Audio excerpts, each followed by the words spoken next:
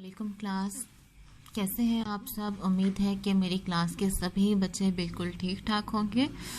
आज के काम की तरफ आते हैं। आज के काम करने से पहले आज आप लोगों का लास्ट वर्किंग डे है। आज से आप लोगों को सर्दियों की छुट्टियां हो जाएंगी, तो एंजॉय कीजिएगा सर्दियों की छुट्टियों को, लेकिन एहतियात के साथ कि आप बीमार ना हो, बेवजह घूमेगा मत। और जो आपको सर्दियों की छुट्टियों के लिए जो काम मिलेगा आपको, वो भी आपने कंप्लीट करना होगा। ठीक है, तो आज के काम की तरफ आते हैं। आज है जुमेरात, कोमा 24 दिसंबर, कोमा 2020, जमात का काम। राइटिंग को अच्छी कीजिएगा, जैसे टीचर की राइटिंग है इसी तरीके से प्यारी प्यारी बना के, कॉमा डाल के, नुक्तों का, शोशों का, हर तरह से राइटिंग का ध्यान रखते हुए आपने राइटिंग करनी है। और एंड में ये ख़त्मा का निशान भी ज़रूर लगाइएगा।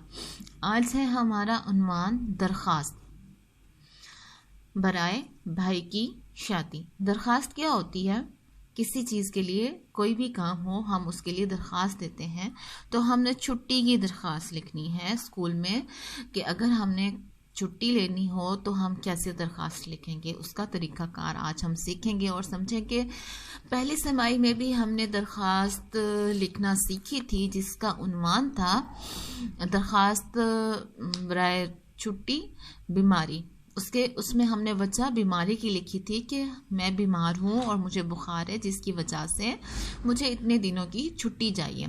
तो आज की दरख्वास्त में हमारा जो उन्वान होगा वो भाई की शादी से मुतल्लिक होगा कि हम किस वजह से छुट्टी ले रहे हैं।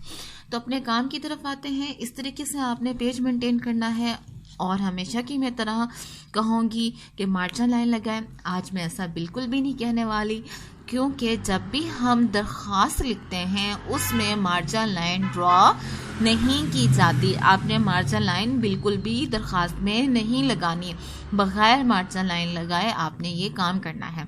तो बच्चों, आज के काम की तरफ आते हैं। सबसे पहली चीज़ जो मैं आपको समझाऊंगी वो ये है, जब भी हम दरख्वास्त लिखते हैं, जिसको लिख रहे होते हैं हम उसके बारे में, उस अदारे के बारे में हम पहले नाम लिखते हैं। जैसे कि मैं यहाँ पे लिखती हूँ, आप मेरे साथ साथ देखिएगा। हम लिखेंगे बाखिदमत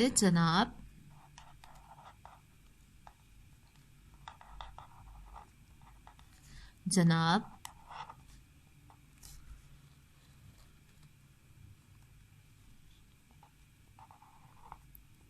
प्रिंसिपल साहिबा,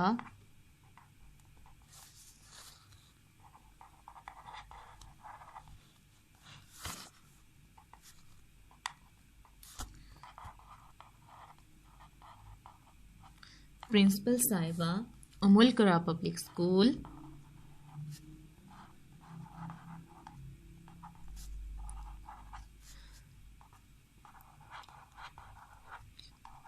उमुल कुरा पब्लिक स्कूल बहावलपुर।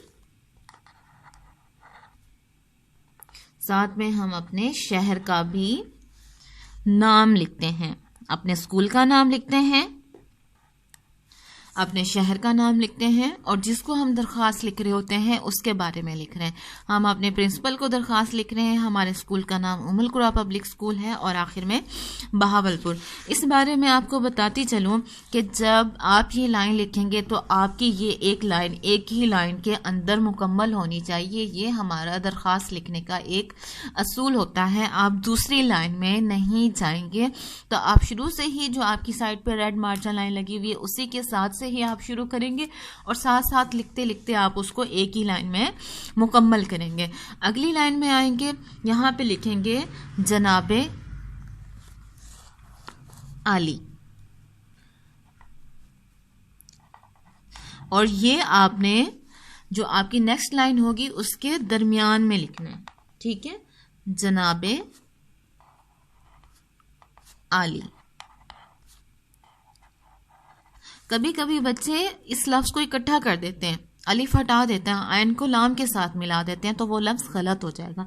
और जनाब आली लिखने के बाद हम उसके आगे ये निशान डालेंगे।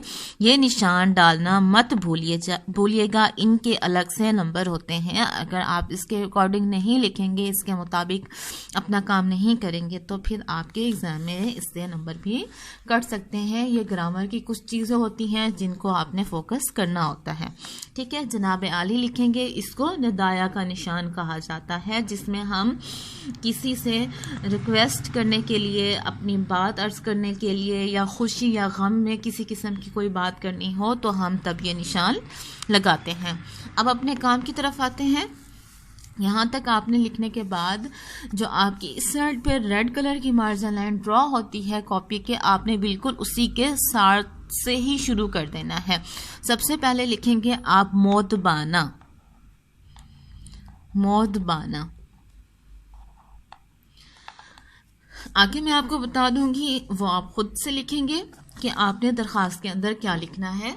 जैसे कि मैंने आपको यहाँ पे बताया उन्वान में कि हमने बड़े भाई की शादी के बारे में दरख्वास्त लिख के छुट्टी लेनी है, तो आप लिखेंगे, यहाँ से शुरू करेंगे, मोदबाना गुजारिश है कि मेरे बड़े भाई की शादी है जो कि 24 दिसंबर को होना करार पाई है, और शादी के लिए 3 से 4 दिन, मतलब आप तारीख लिखेंगे 24 दिसंबर 2012, 24/12/2020 से लेकर आपको 30 तक छुट्टियां चाहिए हैं दिसंबर की, आप वो तारीख लिखेंगे।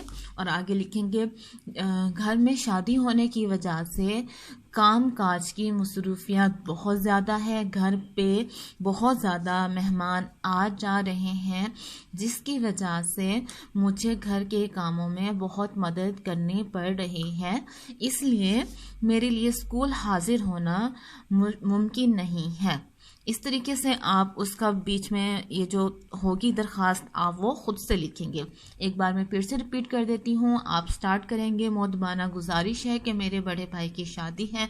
आप कोई भी तारीख लिख सकते हैं, 24 दिसंबर लिख सकते हैं, या कोई भी तारीख जिसमें आप 3 से 4 दिन के बारे में कहेंगे, मुझे इतने दिन की छुट्टी चाहिए, 24/12 से लेके मुझे 30/12 तक की छुट्टी चाहिए। क्यों चाहिए? क्योंकि घर में बहुत ज़्यादा काम है, मेहमान आ जा रहे हैं, घर में बहुत ज़्यादा मसरूफियत की वजह से मैं स्कूल हाजिर होने से कासिर हूँ। बराए मेहरबानी मुझे 4 यौम की या 5 यौम की या 3 यौम की रुखसत अनायत फरमाई जाए।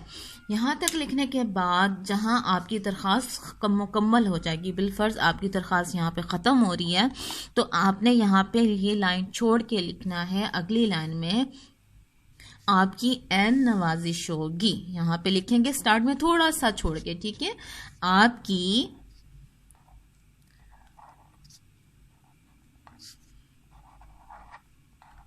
एन नवाजिश होगी,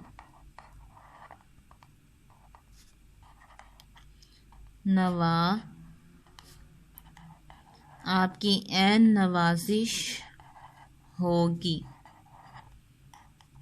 एंड में ये ख़त्मा का निशान ज़रूर डालिएगा।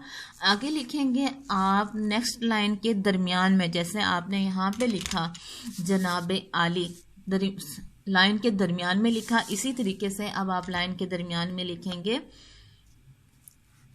अल आरिस। अल आरिस का मतलब होता है अर्ज करने वाला, दरख्वास्त करने वाला। यहाँ पे आप अल आरिस लिखेंगे सेंटर में, और फिर नीचे आके लिखेंगे आपका ताबेदार शागिर्द, आपका, और गर्ल्स लिखेंगी, यहाँ पे लड़कियां लिखेंगी आपकी, आपका ताबेदार शागिर्द, ताबेदार शागिर्द।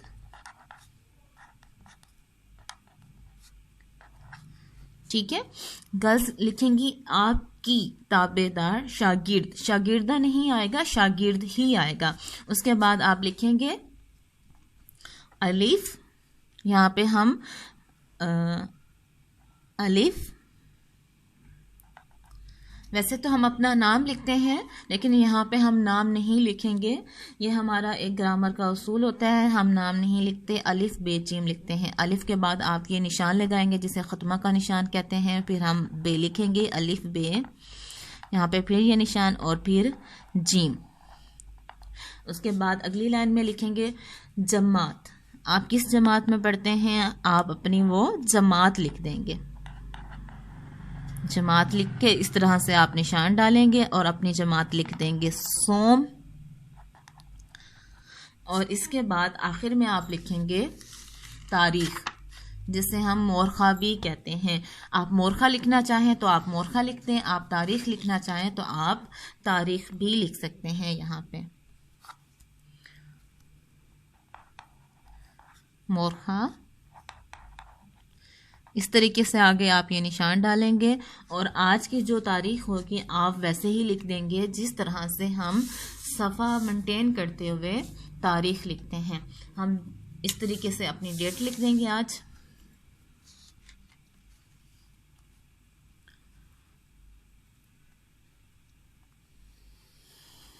जुमेरात,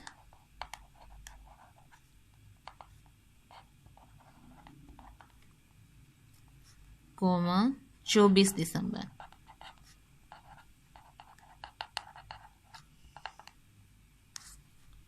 और 2020 कोमा पे।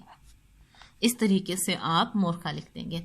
और ये चीज़ बेटा आपके सफ़े के आखिर वाली साइड पर होगी, इस तरीके से जैसे कि आपको पूरा सफ़ा नज़र आ रहा है। एक हिस्सा ये है राइट साइड और ये लेफ़्ट साइड, आपने लेफ़्ट साइड पे लिखना है।